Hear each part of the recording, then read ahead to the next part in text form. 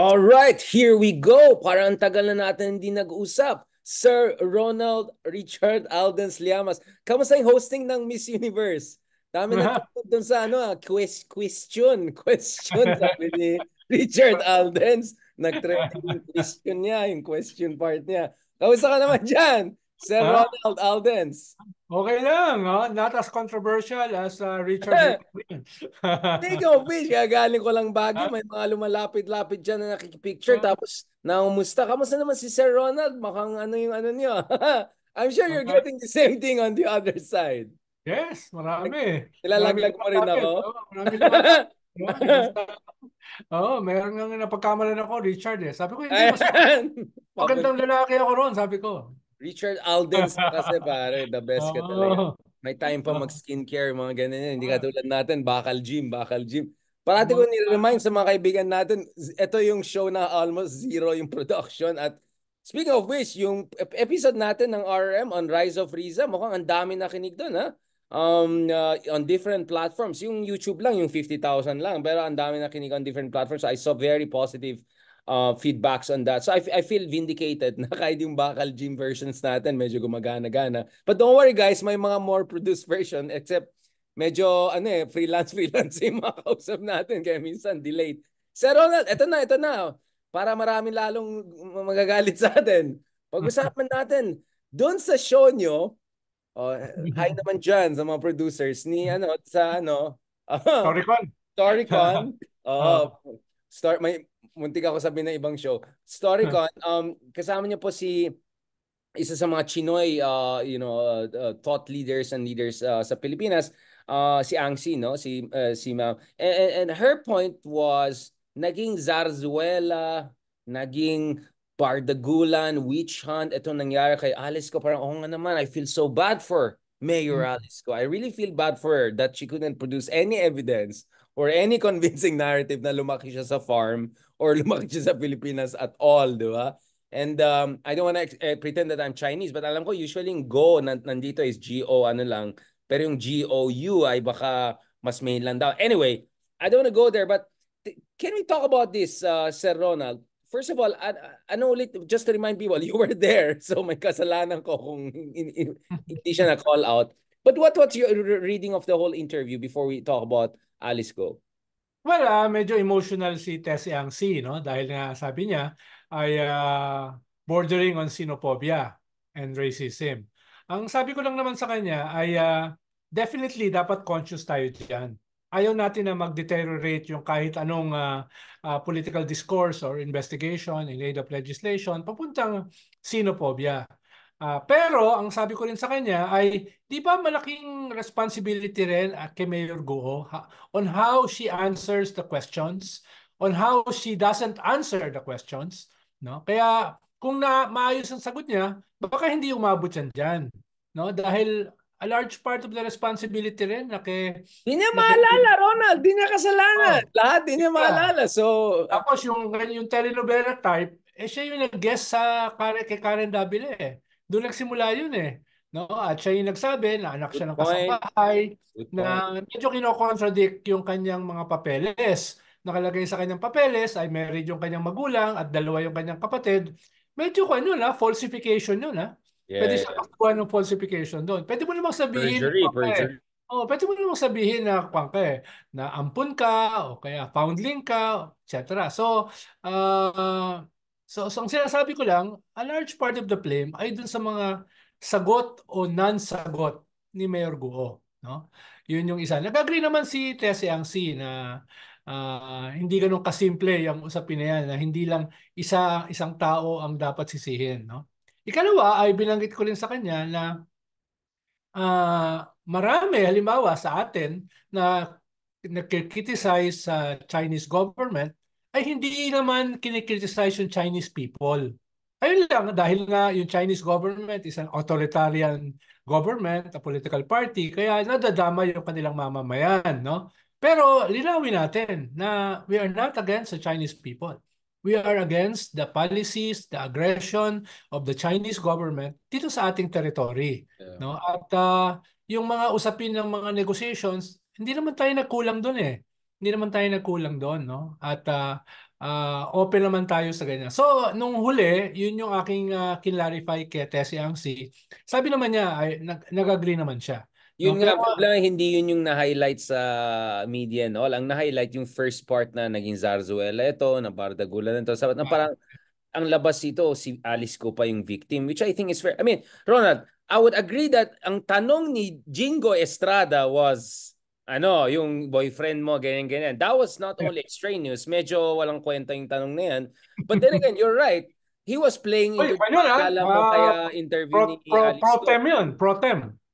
Aba, pero uy, napalaya na si Jonathan Morales. Baka kailangan natin i-interview si Jonathan Morales. Yung buting senador, hindi ako yung Yeah. convicted. Oh, Pero tama ka, Bigar. Depende kung ano pipick upin ng media. No? yun nga Dahil, in syempre, fairness. it's a 1 hour interview eh. Halos buong show siya lang eh. Si Tessie ang silang eh. Usually marami yan eh. Pero, Yeah. De, matalino naman siya. yeah, Magaling siya yeah. kausap. Ang problema nga, Magkaibigan kami. Kaya sabi yeah, ko kanya, she's a good Ronald, person. long She's a time no great see. Pinoy. No? Ganyan, no? Kaya hindi naman katulad yan dito na pag tayo ay Bardaguls na. babardagulan tayo. So Pero ngayon, Sir Ronald, may just for the... tumawag nga eh. May tumawag nga ng isang field child leader kanina. Dalawa actually, na nagpapasalamat dun sa handling ng kuwan, very fair daw. At tinulungan daw namin si Tessie Angsi na hindi mapunta sa isang corner. No, hindi siya maganon, no. Hindi ko na babanggitin kung sino yung mga tumawag. Pero Hindi, medyo pero medyo mga hindi big naman siguro business. may-ari ng malaking malls tong mga to. Pero hindi, balikan natin ito, Ronald. Ah, I think where Ma'am Angsi is coming from is siguro yung mga online commentaries. A lot of that is really mean, really racist, I would say. There's really a lot of xenophobic na, alam mo na, yung mga terminology na I don't think is even dignified to recount them here. So I think medyo naging emotional siya because she's looking at the online reactions. So, naging talagang bastusan na talaga. And the fact that she's a woman, she's unmarried, and all of that. So I think yeah. I agree with her. But if you look at the Senate hearings, okay naman yung sinasabi ni Lauren Legarda na ano ba talaga, di ba? Show us an enemy because you're even from the Philippines. I Yes. don't think there's anything racist about that. If this were an Indian or Arab or whatever, Yeah. hindi ka pwede maging mayor kung hindi ka talaga taga dito, di ba? And then the fact that you have Sherwin Gatchalian, a Chinoy, right? A proud Chinoy, right? Being at the forefront of this along with Rizal Diverse says everything. And actually what I like about Sherwin Gatchalian going there is binubuking niya yung mga saan ulit? Sa Valenzuela. Taga doon ako eh. Kapitbahay namin yan, di ba? So Yeah, yeah. actually, what's the Zarzuela there? There's nothing Zarzuela. That was absolutely calling out the nonsense or falsification or potential perjury committed by the good mayor. Ito naman tayo, good mayor. Hindi, sabi ko nga, Big R, sa isang interview, we have to deconstruct dahil ang dami naghahalo-halong issues eh. 'Di ba? Nagja-jumble eh, no? At yung ibang mga nasa gilid-gilid, ginagamit 'yon according to their own agenda, to their own interest, to their own vulnerabilities. Kaya naghahalo-halo. Halimbawa, iba yung usapin ng Pogo. No, iba yung usapin ng torture chamber do sa mga pogo na yan. Ibang usapin kung ano yung relasyon ni Mayor Go dyan sa mga pogo na yan na biglang nagsulputan do sa isang munisipyo sa Tarlac. Ibang usapin yung kanyang mga fake documents or non-existent documents. Dahil at sino yung nagbigay sa kanya nung mga ganong klaseng mga dokumento. No? Kailangan pag-usapan yan. At sino yung mga culpable sa gobyerno. Di ba? Tapos ibang usapin pa yung kanyang personal life na malaki rin yung kanyang role para pumunta ron yung diskusyon. Di ba? Siya yung nagsabi na ang nanay niya ay kasambahay eh. No? At yun ay contradictory do sa kanyang mga legal documents, no? Of course, yung mga legal documents na yan ay kini-question din. Ibang usapin pa yung espionage. No, yung espionage. No? Because I doubt with my small knowledge about espionage, I doubt kung Very small, I'm sure. siya ay gagawing matahari, no? Di ba? Masyado siyang nakalantad eh. Yung magagaling na mga spies or Wait, sleepers. you just uh, told me last time na baka yun yung strategy nila na, hiding in plain sight. Pero ngayon, agree ka, she's too sloppy. Hindi. Iba She's kasi yung too, asset eh. Iba yeah. ang asset, no? Iba yung Sa asset. bagay, yeah. Iba yung Then the spy, main, no? I know what you're saying. Yeah, master spies, no? Spies, sleepers, iba yun eh. Iba yung kanilang mga assets na ginagamit nila for espionage, no? Iba pa yon. Pero katulad nga nung sabi ng isang secretary ng DILG dati, sabi niya, ay, Libo-libo na ang nakapasok na People's Liberation Army through Pogo. No, it's not how things work. No, You yung just ganun need ba? a few, like, and Oh, then they will work their asses and all of that. hindi Yeah, yeah. ganun ka-inefficient ang mga superpowers. Hindi ganun ka-incompetent ang mga spy agencies ng mga superpowers. Kaya kasi Mabasa din dito. Yeah. superpower eh. Kaya kasi naging superpower, magagaling sila eh, di ba? So, don't underestimate them with thousands of PLA agents dito sa mga Pogo na ito, no? Pogos are basically triads, no? Mga Yeah. triads yan eh. Yan yung involved Yeah, sa but mga Ronald, no? the two can work together. You don't have to watch Sicario to know that, sometimes intelligence agencies, narcotic gangs, they can work together if it serves their interest of, I mean, Yes, yes. fighting against communists or leftists Yes, or yes, like whatever, money right? laundering. Like money laundering, no? Others will use that, no? Pero ibig sabihin, kung si Mayor Go is a spy, then tatanggalin na yan kaagad as a spy dahil masyado siyang naging controversial, di ba? Pero what about yung language skills? Mm. Kasi if the question is she's not really Filipino, she speaks decent enough Tagalog. Yeah, yeah, So if yeah, you're a sloppy spy, I mean, not you get where I'm coming from. Na yeah, baka taga Philippines lang talaga, ano lang, yeah, I mean, we have to assume that because wala naman court case to say otherwise. But yeah. Mm. baka na ano lang dahil sa Pogo, the next thing itong Pogo na to ay nagde-doble kara, 'di ba? In a sense, ang daming ginagawang iba. Yeah. Lahat One thing naman led to the another, lahat naman lahat naman posible, no? Pero may mga bagay kasi na kinakailangan mo pa talaga ng smoking gun. 'Di ba? Kailangan mo ng smoking gun eh. Dahil uh, I know a few of them eh. The best spies, they're good. Yeah, They're they're good. good. That's Right? why they will not be called to the hearings and Yeah, all yeah, that. yeah. Yeah. They're good. I mean, in a way nga, baka nga nadidistract tayo from the real deal because of, Yes. over-obsession with yung mga Yes. lumalaking, mga Yes. simpleng Yes. tao na yan na may Rolls Yeah. Royce and all of that. Now, Yeah. just to end before this episode, I want to go back again to this. Now, one criticism I hear, I mean, by the way, in fairness to Ma'am Angsi, she said naman against Pogo rin talaga siya and all of that Yeah. legitimate question nito. So I'm glad that in aid of legislation siya, in a sense, na Gatchalian now is really calling for Pogo closure as a matter of law. But at the same, my understanding from talking to him and others is that, things go quite high ups and all of that. I'm not saying under this administration per se. So how optimistic you are na makapasa itong Pogo law na ito and hindi ma-weaponize yung xenophobia concerns to protect the interests of Pogo, right? Kasi yun ang nangyari. Huwag na i-criticize yung Pogo, xenophobic kayo. Parang, di ba? Pero unfortunately, mukhang may mga Ang interested problema people are kasi doing that. Yeah. Ang problema rin kasi ay una, pinapasok yung maraming Pogo na yan noong panahon ni Digong. Ikalawa, yung mga statements ni Digong about Pogo. Sabi pa nga niya, napakalinis ng mga yan. Napakalinis niyan. Napakagaling ng mga yan. Yung ganun ba ng mga statements niya. So, naging political siya eh. Naging politically loaded. Malinis. Kinikidnap nila isa't isa. Malinis. Money laundering. Malinis. May mga torture Ano chamber. isa-isa? I-Vietnamese na nga hinuli nila eh. Kawawa pa yung Yes, yes. Vietnamese. So nakadagdag yun eh do sa hindi lang confusion, no? Nakadagdag yun do sa gulo nitong Pogo na ito, no?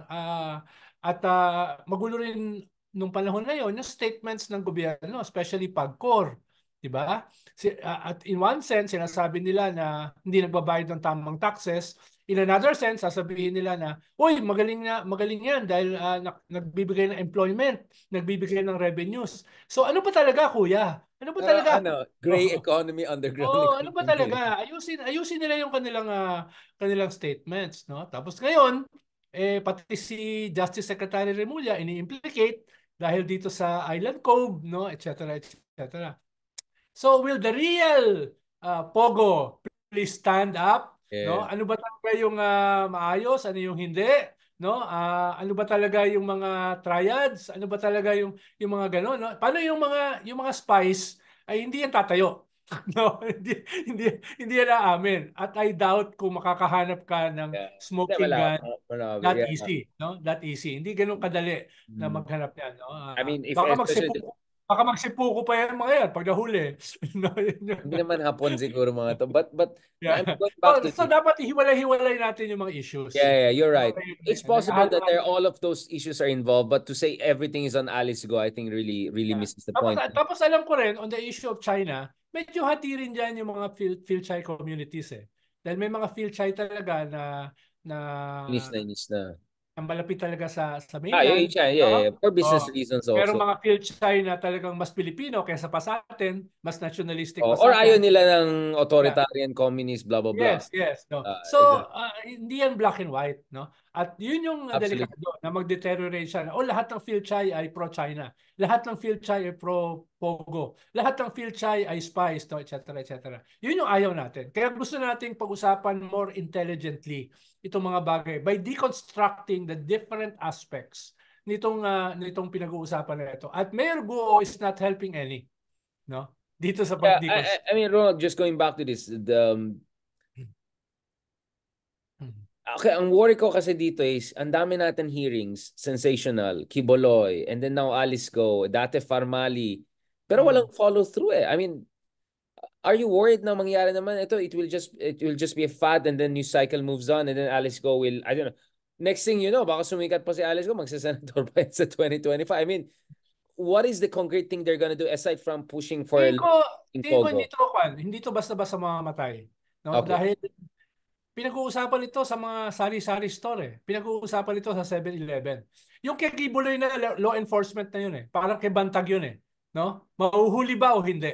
No? Mahuhuli ba o hindi? Ito iba, At hindi, iba. yun nga eh, pero hindi naman nahuli. Hindi rin nahuli yung mga Kaya farmers nga, and all of but that. So, it's what already makes you what makes you think this will not happen to Alice yes, Go? sinasabi ko lang, hindi na siya Senate issue. It's a law enforcement issue. No? Or possibly yung FBI pag nag-file sila for Yeah. extradition. So it's about the incompetence or Executive agencies. or Pero inefficiency. ito crazy kasi, I mean, this is national security and so many layers to it, no? Nakakatakot ito.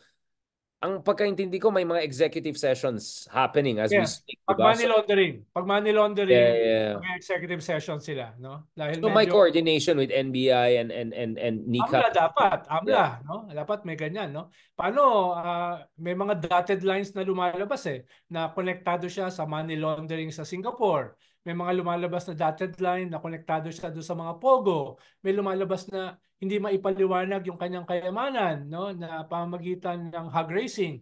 No? So, Chopper mga ganun pa, taxi. lalo Chopper na, at taxi. lalong gumugulo dahil yung kanyang nagiging spokesperson tungkol sa hog racing ay si Harry Roque. No? Eh, Na naman tayo eh. Baka ikaw rin dinidepensahan niya. malibol niya. Malibol niya. Dinidepensahan niya yung hog racing as a very lucrative Kaya ka na naman. endeavor, no? Pero that's not the point eh. Ang point dyan is the messenger. Yeah, as in walang credibility whatsoever and things Yes. like that. Yeah, this is really just last one before we go to the next episode. Ang dami pa natin pag-usapan, Sir Ronald.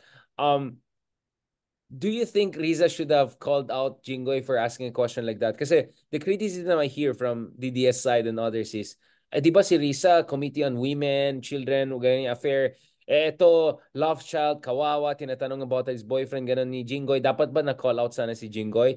In a sense, dapat there should have been much more forceful chairmanship of the committee because mukhang may iba sumasakay lang for mileage or ganun ang dating, di ba? Well, could be. Pero alam mo naman ang Senate, it's 24 independent republics eh. So they're balancing each other din eh. No? Hindi mo pwede Unless rin talaga, i-call out na ganyan. Oh, nice ka, yeah. unless sobrang gulo na, kailangan mo naman talaga mag-order. Pero, Iba to. Sir, yung kay Morales. Hindi ako di yung ba? convicted. Si Butik. Halimbawa, kung tayo na yung mga witnesses, magulo na yan. Hindi tayo maimbita talaga. Wala tayong Baragulan credibilidad. na yan. No? Baragulan na yan. No? Oh, Kaya, si Robin iba Hood yun. pala No? ang witness Pero, niya. pero halimbawa, nagsasalita yung senador, medyo binibigyan mo siya ng konting mileage eh, di ba? Hindi mo masyadong hinaharang eh. Dahil, syempre, kinukuha mo rin yung kanyang support kung sakali magkakaroon ng botohan. You need for, yeah, I know what you're saying.